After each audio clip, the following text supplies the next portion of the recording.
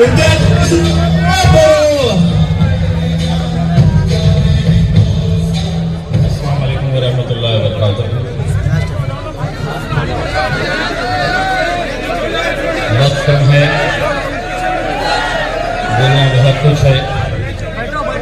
Stage पर मौजूद मजलिस इत्तेहाद उल मुस्लिमीन के विदर्भ के, नागपुर के, चंद्रपुर के तमाम जिम्मेदार, बड़ी लंबी लिस्ट है। मैं माजरत चाहता हूँ, हर एक का नाम नहीं ले सकता हूँ। कई दिनों से ये मांग थी कि मजलिस इत्तेहाद उल मुस्लिमीन ने चंद्रपुर को आना चाहिए। इससे पहले पूरा प्रोग्राम तय हो गया था और यहाँ के लोगों ने, खुसूसन हमारे चंद्रपुर के जितने जिम्मेदार हैं, इमाम अहमद साहब, शाहिद शेख साहब, अजहर शेख साहब, ये सभी लोगों ने बहुत मेहनत की थी कि 2 दिन पहले तक मुझे भी यकीन नहीं था, मुझे भी पता नहीं था कि मैं चंद्रपुर जा सकूंगा क्या इस बार भी। लेकिन हमारी विदर्भा की टीम, निसार साहब, शाहिद भाई, जावेद भाई, ये लगातार मुझे फोन करते रहे और उन्होंने कहा कि साहब ये विदर्भा की बहुत अच्छी टीम है, बहुत अच्छी मेहनत करती है और आप किसी तरह से आइएगा। मेरी वालदा का इंतकाल हुआ, 2 साल हो गए। मेरी बड़ी खाला वो हॉस्पिटल में क्रिटिकल कंडीशन के अंदर एडमिट है। मैं रात में काफी देर तक हॉस्पिटल के अंदर था। सुबह अर्ली मॉर्निंग की फ्लाइट लिया औरंगाबाद से बॉम्बे, बॉम्बे से नागपुर और नागपुर से सफर करते हुए आप लोगों के बीच में आया हूं और मुझे खुशी है, अल्हम्दुलिल्लाह देर आए दुरुस्त आए। लेकिन जो नौजवानों का जोश देखा मैंने, मेरी माँ और बहनों को मैंने यहाँ पर देखा तो बड़ी खुशी हुई। ये मेहनतें जब करते हैं तो इसका मकसद यही होता है कि अपनी जमात को मजबूत करे, अपने अंदर अपनी क़यादत को तैयार करे। आपको पता है कि बस कुछ दिन बचे हुए हैं, मित्रों का फरमान आने वाला है। 400 का ख्वाब देख रहे हैं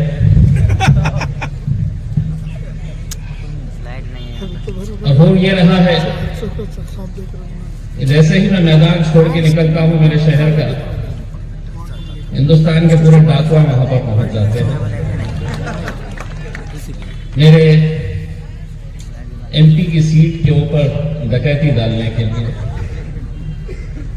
सारी कोशिशें कर रहे हैं कि ये सीट इस बार हराना है, औरंगाबाद से मजलिस को हटाना है। मैं उनको सिर्फ इतना कहना चाहूंगा, जिस मजहब के ऊपर मैं यकीन रखता हूं, जिस मजहब को मैं मानता हूं, उसमें यह कहा गया है तो इज़्ज़ मन तशा व ज़िल्ल मन तशा। इज्जत का और जिल्लत का देने वाला खुदा है। तुम पूरी कोशिशें कर लो। 2019 के अंदर जितना बड़ा जश्न मनाया गया था, उससे 4 गुना ज्यादा जश्न 2024 में मनाया जाएगा। और ये मैं इसलिए कह रहा हूं कि मैं पिछले 10 साल से आवाम के बीच में हूं। जब पहली मर्तबा 2014 के अंदर मजलिस मैदान में उतरी तो शिवसेना वाले ये प्रचार करते थे कि हिरवा पाइजे का भगवा पाइजे। शिवसेना वाले ये प्रचार करते थे कि खान पाइजे का बान पाइजे। लोगों ने बोले खूप वर्ष आम्ही बाणला बघितलं, आता खान पाहिजे। और अल्हम्दुलिल्लाह 2014 के बाद से लगातार 10 साल आवाम के बीच में 2019 के अंदर जब लोकसभा का चुनाव आया, जहां जाते हैं मीडिया एक सवाल करती है, आप भाजपा की बी टीम है, ये उनकी जबानी नहीं है, ये उन सियासी पार्टियों की जबानी है जो जब हारते हैं तो किसी ना किसी के सर के ऊपर ठिकड़ा फोड़ना होता है, तो बस फौरन मजलिस का नाम ले लिया जाता है कि हमारी हार हुई है तो मजलिस की वजह से।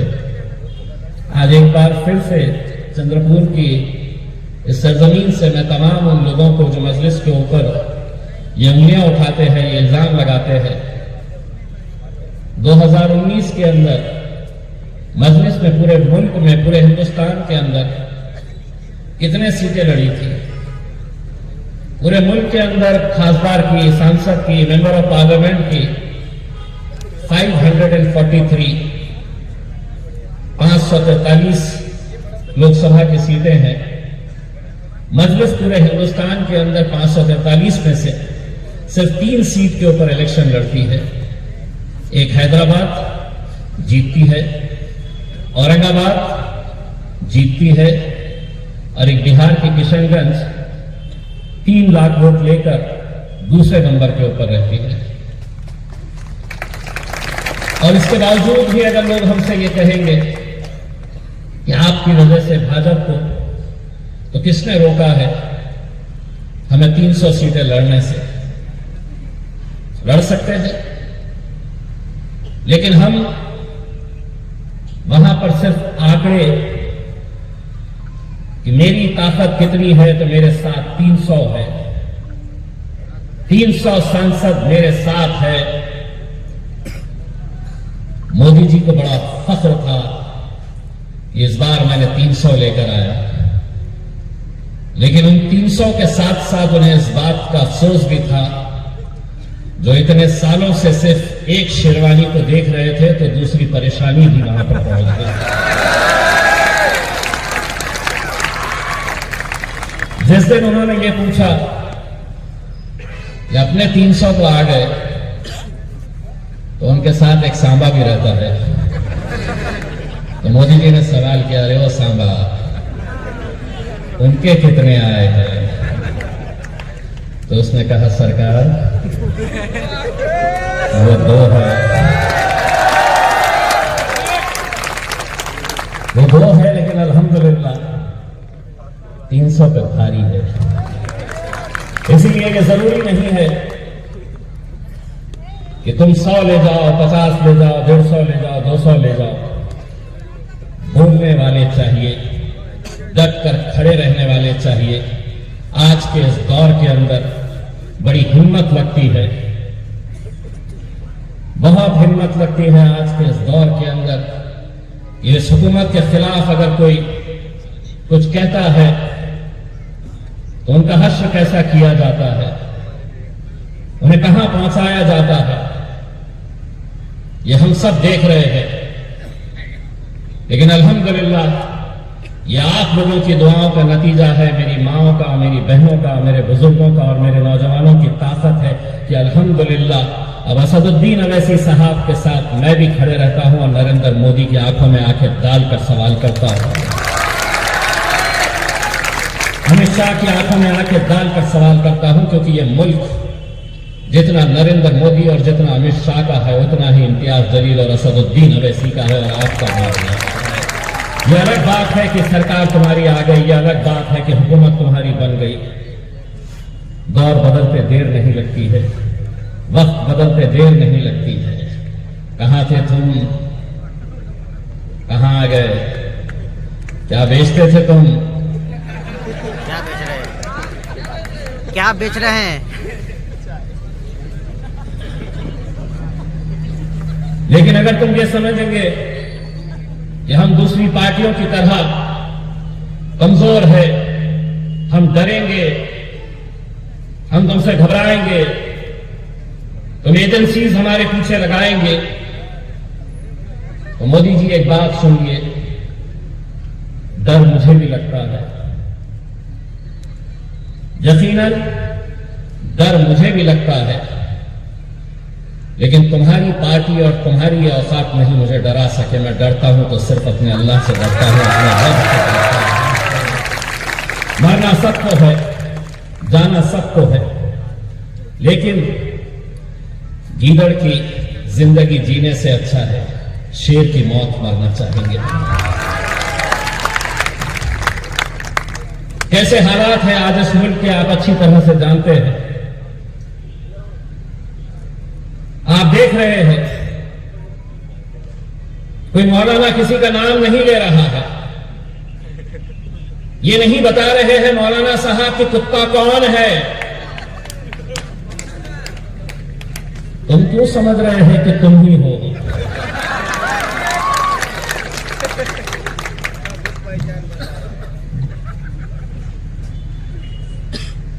जो उठ रहा है खड़े रह रहा है, जिसके मुंह में जो आ रहा है वो बोल रहा है, उनके ऊपर कोई कानून नहीं है, उनके लिए कोई रुकावट नहीं है। सारी तकलीफ हमसे कि हमने कुछ बोलना नहीं चाहिए, हमने खामोशी से तुम्हारा सुनते रहना चाहिए। नहीं, मोदी जी एक बात सुन लीजिएगा, और सिर्फ मोदी जी ही नहीं, मैं कांग्रेस के, राष्ट्रवादी के, समाजवादी पार्टी के तमाम नेताओं को यह कहना चाहता हूं, 75 साल से तुम बोलते थे, हम सुनते थे, अब हम बोलेंगे और तुम्हारे बाप को भी सुनना पड़ेगा।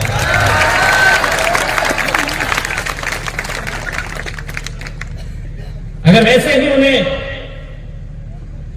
इम्तियाज जलील के खिलाफ कुछ निकालना है, कुछ भी निकाला जा सकता है। लेकिन सवाल यह है कि आज जिस कौम को एक निशाना बनाया जा रहा है, बुलडोजर उत्तर प्रदेश से लेकर महाराष्ट्र में भी आ गया, कोई आवाज उठाने वाला नहीं। कहां गए वो अपने आप को मुसलमानों का लीडर कहने वाले अलग अलग पार्टियों के नेता? सिर्फ चुनाव के वक्त में आएंगे। नहीं, मोदी को हराना है, सेना को हराना है तो हमें वोट दो, हम सेक्युलर पार्टी, हम दिए हैं, पिछले इतने सालों से हम तुम्हारा साथ देते आए हैं। लेकिन जब इस कौम को जरूरत पड़ी, जब इस कौम को यह एहसास हुआ कि मेरे लिए कोई खड़े नहीं रह रहा है, कोई आवाज नहीं उठा रहा है, तब कहीं ना कहीं से तो किसी न किसी को तो उठने की जरूरत है। वो शुरुआत हमने की है। आज एक आवाज है, दो आवाज है, इंशाअल्लाह ये आवाज बढ़ती रहेगी, ये तादाद बढ़ती रहेगी।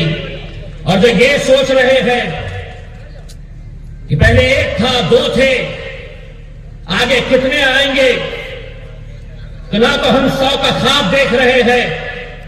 जिस दिन 5 आ गए तुम्हारे पार्लियामेंट के अंदर, कच्चे चने चबा देंगे तुम्हारे, यकीन मानिएगा, तुम्हें हम बताते हैं। जो आ रहा है, जिसका जैसे दिल बोल रहा है। भाजपा का एक नेता इतना सा है टीम में, इतना सा,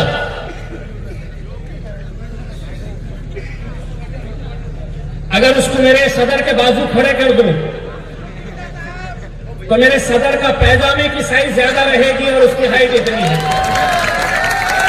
और वो हमको कहता है कि इनको पाकिस्तान भेज दो। सुन, जब ये मुल्क का बंटवारा हुआ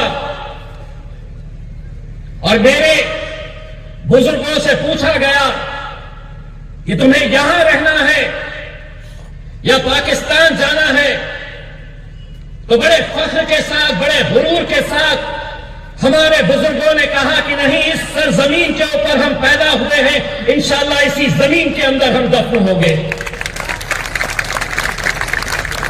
क्या कानून उनके लिए नहीं है? क्या वो कुछ भी बोलेंगे? पुलिस उनका साथ देगी, हुकूमत उनका साथ देगी। मैं सरकार से एक बात, हर इंसान का बर्दाश्त करने का, हर इंसान का बर्दाश्त करने का एक हद होती है, उस हद को पार मत करो।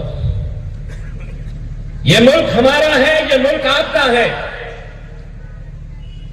मेरा शायद अगर पार्लियामेंट के अंदर खड़े रहकर यह कहता है कि हां, हम पुरुषोत्तम राम का आदर करते हैं, लेकिन हम नथुराम का आदर नहीं करते हैं, क्या गलत कहा हमने? और फिर उसके हमारे जाने के बाद एक मोहतरमा खड़े होती है,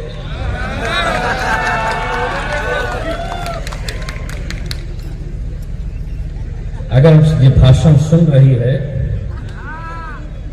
हमारे मुंह मत लग। हमारे मुंह ना लगे तो ज्यादा बेहतर है।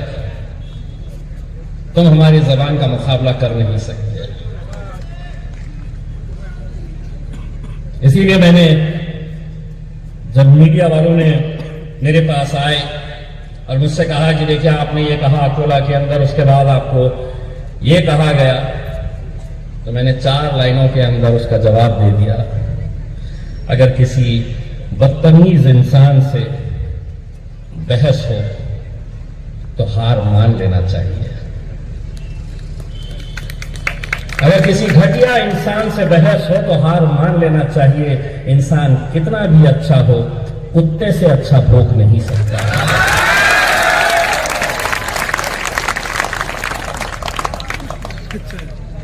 लीजिए, तेरे जैसे 56 आए, मेरे जैसे 56 आए, कहां आए?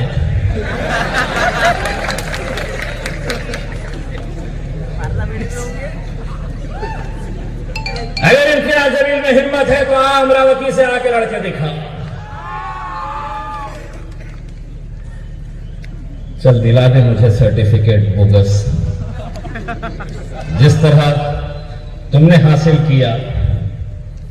5 साल सत्ता के मजे लूटे बोगस सर्टिफिकेट के ऊपर, और मैं नहीं कह रहा हूं, हाई कोर्ट ने कहा है। तो आप मुझसे कह रहे हैं कि मैं वहां पे तैयार है। मैंने पहले भी कहा था कि आगाज तुमने किया है, अंजाम तक हम लेकर जाएंगे। ये वो जमात नहीं है जो खामोशी से तो सुन लेगी तुम्हारा जो कहना है। यकीनन हम बोलेंगे और बोलते रहेंगे। मजलिस वो जमात है जो गूंगों को भी बोलना सिखा देती है। मेरे सामने आज जब शाहिद नूरा साहब बात कर रहे थे, आज से 7 साल पहले जावेद भाई जब आए स्टेज के ऊपर, ये कारोबार करने वाले नौजवान लड़के, मैं उस वक्त आमदार था, नागपुर जाता था, इन लोगों से मुलाकात हुई, मैंने इनको समझाया कि नहीं, यहां से मुझे नहीं आना है, हमें लीडरशिप अगर खड़ी करनी है तो आप लोगों की लीडरशिप यहां पर खड़ी करनी है। आप लोगों को यहां पर लीडर बनाना चाहते हैं। आज कैसे हालात से हम गुजर रहे हैं। अगर कोई ये कहेगा ये देश सबका है, यहां पे रहने वाले पूरी दुनिया के अंदर अगर सबसे खूबसूरत कोई देश है तो वो मेरा भारत देश है। और बड़ा फख्र है मुझे इस बात का कि इस देश के अंदर हिंदू रहते हैं, मुसलमान रहते हैं, दलित रहते हैं, सिख रहते हैं, क्रिश्चियन है, सभी लोग रहते हैं। रंग बिरंगे फूलों का गुलदस्ता है मेरा भारत देश। और अगर उस देश के अंदर तुम मुझसे ये कहेंगे इस देश में रहना है तो तुम्हें किसी एक जाति का नारा लगाना पड़ेगा। एक बात सभी राजनीतिक पार्टियां ये अच्छी तरह से सुन ले, अगर इस देश के अंदर रहना है तो जय संविधान कहना होगा। ये देश चलेगा तो सिर्फ संविधान के हिसाब से चलेगा। हुकूमतें आएगी, हुकूमतें जाएगी, लेकिन आज संविधान को ही बदलने की कोशिश हो रही है। सबसे ज्यादा निशाने के ऊपर तुम्हें लग रहा है कि तुम है। 2024 के बाद देखिए, सबसे ज्यादा अगर निशाने के ऊपर किसी को रखा जाएगा तो कीर्ति मैडम, ये सच्चाई है कि 2024 के बाद सबसे बड़े निशाने के ऊपर दलित समाज रहेगा। इनका दलितों को निशाना बनाया जाएगा। हमने पढ़ना नहीं, हमको रिजर्वेशन नहीं, हमारी स्कॉलरशिप खत्म कर दो, हमें नौकरियां मत दो, ऐसे ऐसे कानून लेकर आने वाले हैं। लेकिन इनका मकसद यही है कि कभी ना कभी तो ये झुकेंगे, कभी ना कभी तो इन्हें हार माननी पड़ेगी। तो एक बात अच्छी तरह से भारतीय जनता पार्टी और उनके लगवे भगवे सुन लो,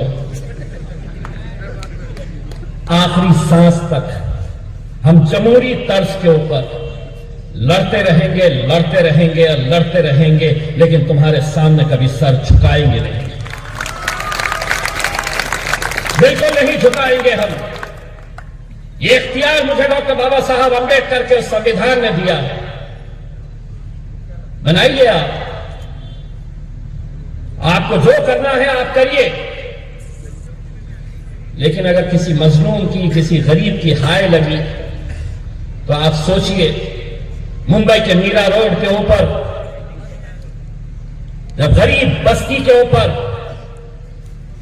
छोटे छोटे कारोबार करने वाले यूट्यूब के ऊपर एक हजरत का इंटरव्यू है, बुजुर्ग दाढ़ी टोपी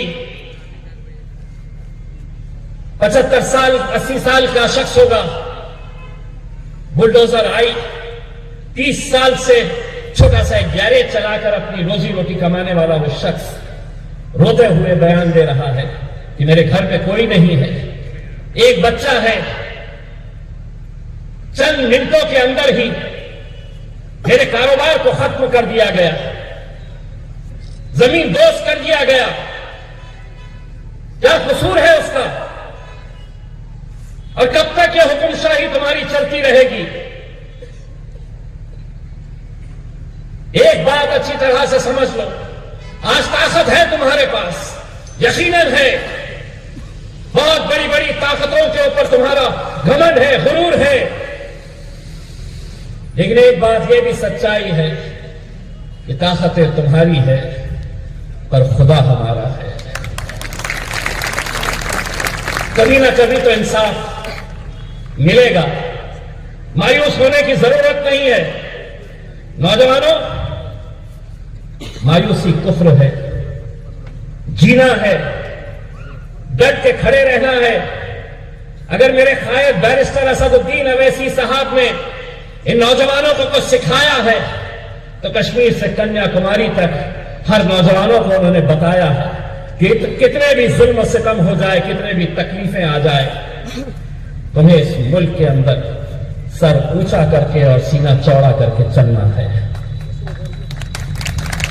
किसी के आगे झुकने की जरूरत नहीं है। लेकिन मैं आपको बताऊं कि दो ही है, हम पूरी ताकतें जुटा रहे हैं, पूरी ताकतें। मेरे औरंगाबाद शहर के अंदर गैरों की जरूरत नहीं है। हमारी क़यादत इस मुल्क से अगर खत्म हुई है तो कोई गैर इसके लिए जिम्मेदार नहीं है। मुसलमान को हमेशा मुसलमानों ने हराया है। वो मुसलमान जिन्होंने अपनी कुर्सी की खातिर इस कौम का सौदा करते आए हैं, इलेक्शन आया, इन्हें बांट दो। एक नेता ने कहा था, कांग्रेस के एक लीडर ने कहा था, इस कौम को एक बिरयानी की प्लेट में हम खरीद सकते हैं। यह सोचने वाली बात है, वरना क्या वजह है कि जिस औरंगाबाद शहर से इम्तियाज जलील चुनकर आया है, पिछले 40 साल पहले एक मुस्लिम एमपी आया था, 40 साल इंतजार करना पड़ा। और जब हम खड़े हुए इलेक्शन के अंदर तो कांग्रेस वालों ने कहा कि अब शिवसेना बड़ी आसानी के साथ जीत जाएगी, ये वोट काटने के लिए आए हैं। उस वक्त शिवसेना और भाजपा का गठबंधन था। हमारे ऊपर फिर वही इल्जाम लगाना शुरू कर दिए। मैंने अपने नौजवानों से कहा कि वोट देते किसको थे, तुमने कभी भाजपा को दिए? तो किसी ने हाथ ऊपर नहीं करा कि मैं भारतीय जनता पार्टी को या शिवसेना को दिया हूं करके। यानी कि देते थे कांग्रेस को, देते थे शरद पवार की एनसीपी को, लेकिन जीत कर आती थी वहां पर शिवसेना और भारतीय जनता पार्टी। वैसे भी आपका वोट जाया जा रहा था। मैंने अपने नौजवानों से कहा कि एक बार मुत्तहिद हो तो सही, एक बार एक ताकत बनकर खड़े रहो तो सही, एक बार एक धक्का लगाओ तो सही। अल्हम्दुलिल्लाह ऐसा धक्का लगाए कि 20 साल के शिवसेना के खासदार को उस जगह से उखाड़कर फेंका और मजलिस ने वहां पर अपना हरा झंडा लहराया। वो इलेक्शन खत्म हुआ, कॉर्पोरेशन का इलेक्शन आया तो शरद राव आए और आकर बोले कि जो खासदार निवडून आलेला है ना, ये एक्सीडेंट होतो, ये एक्सीडेंट था जिसकी वजह से ये चुनकर आया। मैं भी मजलिस का हूं, मैं कहां खामोश बैठता। मैंने कहा कि पवार साहब, अब जहां जहां पर भी इलेक्शन होंगे इस तरह के एक्सीडेंट्स होते रहेंगे इंशाअल्लाह। अभी तो ये हाल है। भाजपा वाले रहते हैं हर कौम के अंदर, बिकाऊ आइटम रहते हैं, हमारे पास भी है, मिल रहा है तो मांझा ले रहे, इधर से भी जमा कर रहे, उधर से भी जमा कर रहे हैं। मकसद यही है इम्तियाज जलील को। और कौन लोग हैं जो सिक्के बाजारों में चल ना सके, जो सिक्के बाजारों में चल ना सके, अब वो कमियां ढूंढ रहे हैं मेरे शहर में, मेरे किरदार पर। आज मुझे इस बात का फख्र है और मैं आपको यकीन के साथ कहता हूं कि हिंदुस्तान के नतीजे क्या होंगे मुझे पता नहीं, लेकिन मेरे जिले का, चाहे वो हिंदू हो, दलित हो, सिख हो, क्रिश्चियन हो, ईसाई हो, मैं आपको यकीन के साथ कहता हूं इलेक्शन के दिन वो जाएगा तो सिर्फ पतंग के ऊपर मोहर लगाकर आएगा। और ये खुली चुनौती है। बहुत बड़े बड़े नेता हैं तुम्हारे पास, मोदी जी वहां पर आकर ताल ठोक कर बैठ जाइए, दूध का दूध और पानी का पानी हो जाएगा जब नतीजे आएंगे तो इंशाअल्लाह। क्योंकि ये इलेक्शन लोग कहते हैं कि तुम जीतते कैसे हो, 14 में जीत गए, 19 में जीत गए, जीतते कैसे हो? मैं कहता हूं कि मैं वोटों से ज्यादा दुआओं से जीतता हूं अल्हम्दुलिल्लाह। मुझे मालूम है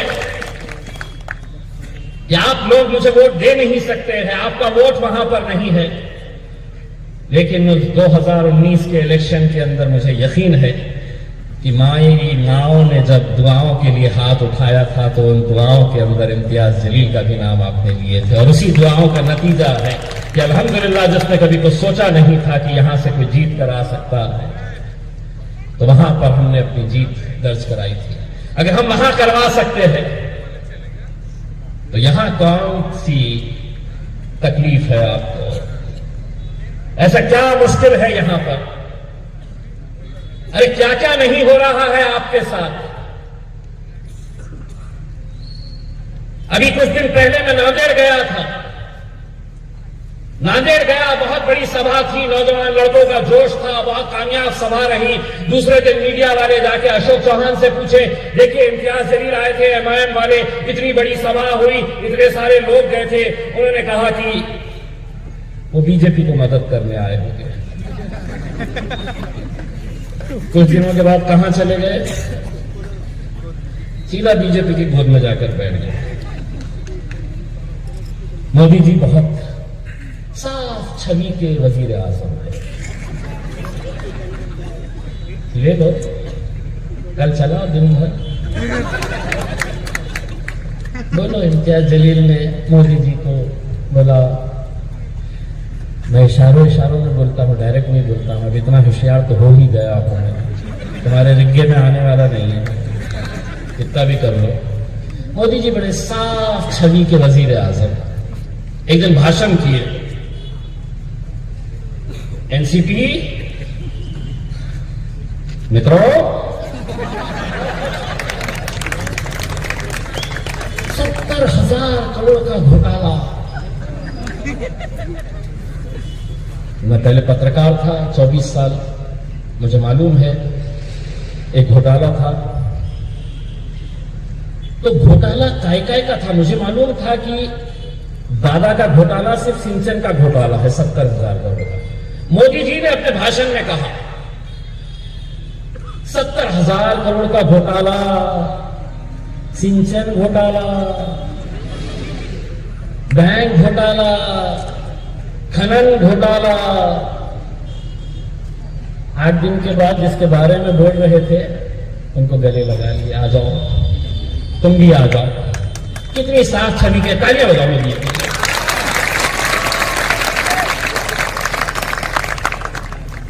अब मेरे ऊपर केस होता भी नहीं, क्योंकि मोदी जी के लिए मैंने तालियां बजाता जाओ, तालियां।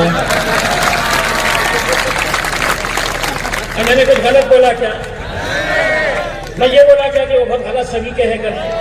साफ छवि के हैं मित्रों, बहुत साफ छवि।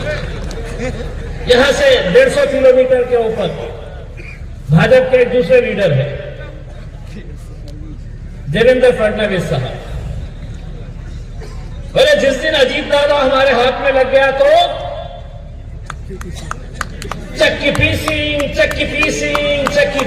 ये उन्होंने बताया। अब ये ऐसी चक्की पीसिंग चलती, साथ में बैठे कोई किधर भी चले जाए, कांग्रेस वाला सेना में, सेना वाला भाजपा में, भाजपा वाला एनसीपी में, कोई कहीं पर भी चले जाए, सब जायज।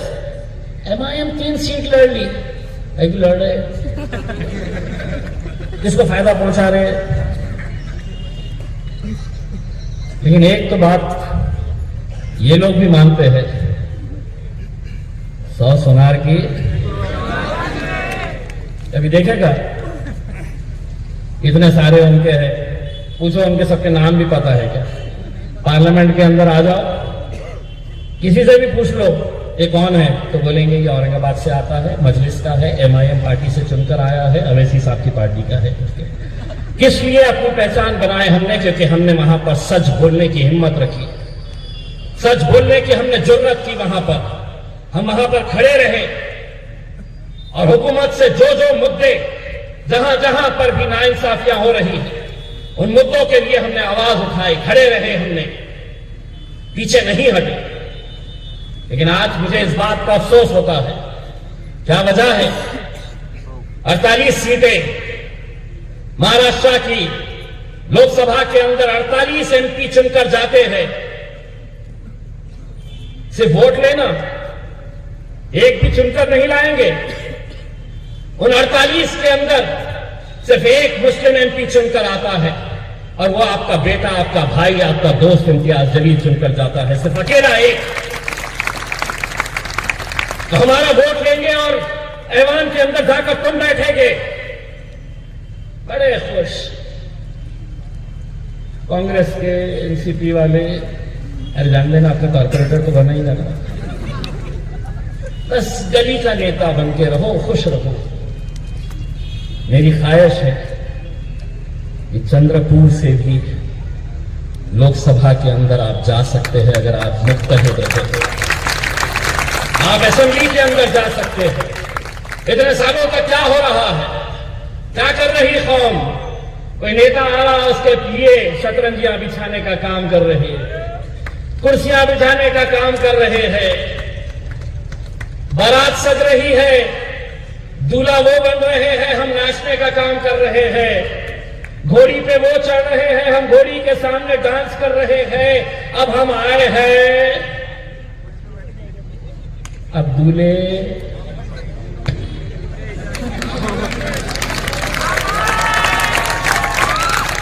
घोड़ी पे कितने चढ़ने को तैयार है? ओ चाचा, तुम्हारी शादी हो गई, घोड़ी के लिए सबसे पहले दोनों हाथ ऊपर कर डाले।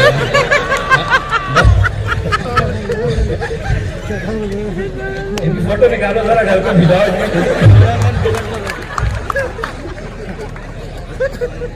ये एक पैगाम हमने दिए है मेरे भाई। जीत और हार वैसे भी तुम्हारे हाथ में कुछ नहीं है। अगर तुम एक सीट अगर जीत रहे हैं, अगर तुम्हारा वोट अगर जाया हो रहा है, तो क्यों ना अपनी किस्मत आजमाई जाए, क्यों ना अपनी एक ताकत दिखाई जाए। मैं अपनी आवाम को 2014 के अंदर जब लोग मुझे देखते थे और हंसते थे और कहते थे कि ये एमएलए बनेगा, ये तो पूना में रहता है, 28 दिन पहले आया है औरंगाबाद के अंदर और कहता है कि मैं इलेक्शन लड़ूंगा और इलेक्शन जीतूंगा, मैं उन लोगों को ये कहता था कि जीत और हार का जो भी फैसला है हम अपने रब पर छोड़ेंगे, हम सिर्फ मेहनत करने का काम करेंगे, हम शिद्दत से मेहनत करने का काम करेंगे। तो लोग ये सोचते थे कि कैसे जीतेगा, कहां से जीतेगा। हमने अपने नौजवानों से कहा था कि अगर इम्तियाज जलील अगर 50,000 वोट लेकर अगर हार भी जाता है तो उस हार में भी हमारी जीत रहेगी, क्योंकि 50,000 मुसलमानों को हमने मुत्तहिद करने का काम किया है। आज हमारे साथ हमारे दलित भाई है, धनगर समाज खड़ा हुआ है, मराठा समाज खड़ा हुआ है, सभी वो वंचित घटक जिनका इस्तेमाल इलेक्शन के वक्त सिर्फ वोट डालने के लिए किया जाता है। रबर स्टैंप की हैसियत दी गई है तुम्हें कि हम हर 5 साल के बाद आएंगे और तुम्हारा काम है कि सिर्फ वोट डालते रहना। कभी टुकड़ों में बांट दिया जाता है, कभी फिरकों में बांट दिया जाता है, कभी जमातों में बांट दिया जाता है, कभी पैसे से खरीदने की कोशिश की जाती है। जीत कैसे होती है? एक ऑटो रिक्शा वाला जिसको कांग्रेस के एक उम्मीदवार ने मेरे शहर के अंदर 20,000 रुपये दिया, रात में उसकी बस्ती में गया, गरीब ऑटो रिक्शा वाला था, मोहल्ले के लड़कों को जमा किया गया, उसको पैसे दिए गए, उसको वादा किया गया कि मैं चुनकर आऊंगा तो तुझे और पैसा दूंगा। दूसरे ऑटो रिक्शा वाले ने उससे कहा कि भाई तू इस पैसे को हाथ मत लगाना, इस बार इंशाअल्लाह हम इम्तियाज जलील को चुनकर लेकर आएंगे, तुझे अगर पैसे चाहिए तो मैं लाकर दूंगा। वो ऑटो रिक्शा वाला सोचा कि ये कहां से लाकर देगा, ये खुद ऑटो रिक्शा चलाता है। उसने अपने ऑटो रिक्शा की चाबी निकाली और उसने कहा कि लगा तो मेरा ऑटो रिक्शा तू बेच दे, लेकिन इम्तियाज भाई को धोखा नहीं देना है। ये जज्बा आपके अंदर पैदा करना है मेरे भाई। बहुत कम वक्त है हम लोगों के हाथ में, 5 साल में एक मर्तबा आता है। और मैं क्या चाह रहा हूं, आप ही में से मैं किसी को चाहता हूं कि जो विधानसभा के अंदर जाए, जो लोकसभा के अंदर जाकर बैठे। आज हमारे मजहब के फैसले उन्हीं ऐवानों के अंदर लिए जा रहे हैं। हमारी माएं, हमारी बहनें नकाब पहनेगी या नहीं पहनेगी, हमारी बच्चियां कॉलेज को अगर जाएगी तो हिजाब पहनेगी या नहीं पहनेगी, ये सब फैसले उन ऐवानों के अंदर लिए जा रहे हैं। और अगर तुम्हारी नुमाइंदगी ही वहां पर नहीं रहेगी तो सोचिए आने वाला वक्त कैसा रहने वाला है मेरे भाइयों। ये आप लोगों को सोचने की जरूरत है। इतनी बड़ी तादाद के अंदर जब महिलाएं रात में 10 बजे तक बाहर निकलकर आती है तो शहर के अंदर इनकलाब होता है। ये इस बात की गवाही दे रहा है। इतनी सारी मेरी माएं और बहनें यहां पर आई हैं। ये आपकी जिम्मेदारी है, ये हमारा मुस्तकबिल का सवाल है। हमारे भी बच्चे पढ़ना चाहते हैं, हमारे भी बच्चों का मुस्तकबिल अच्छा होना चाहिए, हर माँ बाप की ख्वाहिश होती है। लेकिन आज मुल्क के हालात ऐसे हो गए हैं कि पहले इन नौजवानों को किसी जुर्म से जोड़ दिया जाएगा, तालीम से मोड़ दिया जाएगा। मेरे दोस्तों, हाथ से हाथ की जंजीर बनाकर चलो, वरना धागे की तरह तुम तोड़ दिए जाओगे। धागे की तरह तुम तोड़ दिए जाओगे अगर अब भी नहीं संभले तो। मुझे यकीन है कि आप लोग अपनी दुआओं से नवाजेंगे। और बहुत साल लग गए यहां पे आते हुए, बहुत देर से दर पे आंख लगी थी, हुजूर आते आते बहुत देर कर दी। अब आए हैं तो इतना वादा करके जाता हूं, इंशाअल्लाह दोबारा जब आऊंगा तो आपका सीना भी फख्र से चौड़ा होगा कि इस इम्तियाज जलील को दोबारा जिताने के अंदर मैंने भी सिजदों में अल्लाह से दुआएं मांगी थी कि अल्लाह इम्तियाज जलील को दोबारा कामयाब कर दे। सारी ताकतें एक तरफ, सारी कोशिशें एक तरफ, सारे हथकंडे, सारी साजिशें एक तरफ, मेरा रब, मेरी दुआएं मेरी जीत की गवाही देंगी। बहुत बहुत शुक्रिया। वाखिर दावाना अल्हम्दुलिल्लाह।